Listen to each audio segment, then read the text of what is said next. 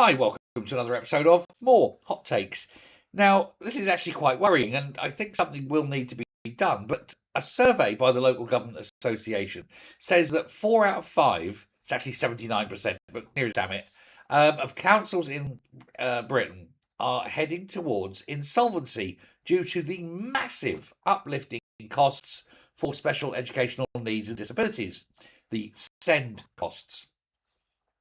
As I say, 79% of them say that they will be unable to set a balanced budget due to the rising costs of this particular expense on their books. There is a thing called a statutory override. This keeps SEND deficits limited because the governments will always top up what's needed. But that is now coming to an end. That expires at the end of 2027. So going into 2028, these councils can't guarantee that they'll have funding in place. Even if current deficits are kept, and written off by government, boom, 94% of councils expect continued overspending without major reform. And I think that major reform must come. And I'll explain why in just a moment. One of the big problems they've got is numbers. In the last 5 years, the number of educational health and care plans required by these children has exploded. It's gone from 354,000 5 years ago to 638,000. It's nearly doubled in 5 years. And you can't predict the costs because each child is different. Some may only need minor support or minor help. Others may need exceptional amounts of it. And quite rightly, it should be given. This is a child at the beginning of their life. They've got their whole lives to lead. Why would you cast them aside and destroy their whole lives for the sake of what is effectively just some money? When you've got the same council going, oh, we can't afford to help that child, but we can paint a rainbow zebra crossing, or I can fly the chief executive out to the South American rainforest to the COP30, even though we haven't been invited. Oh, yeah, that's all very fine and pleasant, but helping a child with needs, oh no, can't afford that.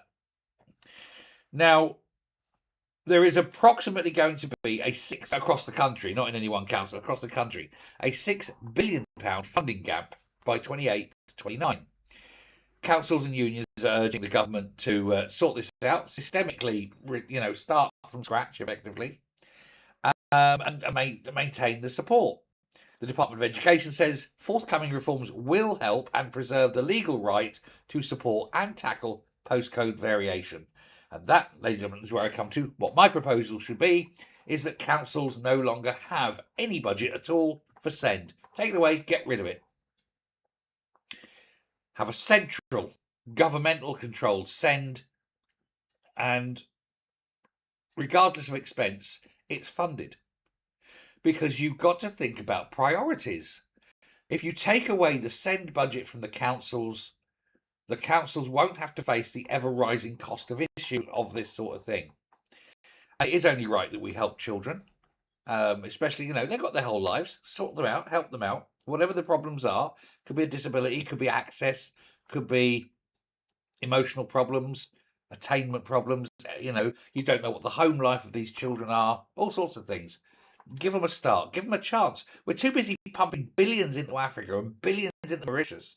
How about a few billion into the children of this country and take it out of the hands of councillors? Because ultimately, councillors really aren't good enough. I don't mean that to particularly insult the councils. Well, the councillors at least.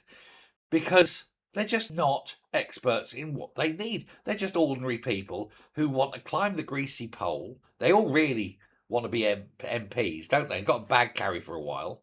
Not all of them. Some of them do it for good reasons, I grant you.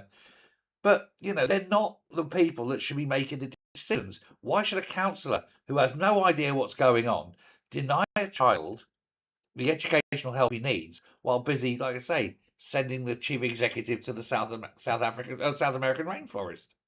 Take that out of their hands, put it into specialist hands, and have basically a limitless fund from the government and give the children a chance.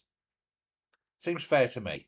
I'd rather spend untold billions in this country on people who need it here than give a single brass farthing to some Sudanese farmer who, given a chance, would come to this country because they hate us and then sit and sop off us for the rest of our lives. No, no, no, no, no. As they say, Britain first, British people first, British children first. Let me know what you think. Thanks very much. Bye.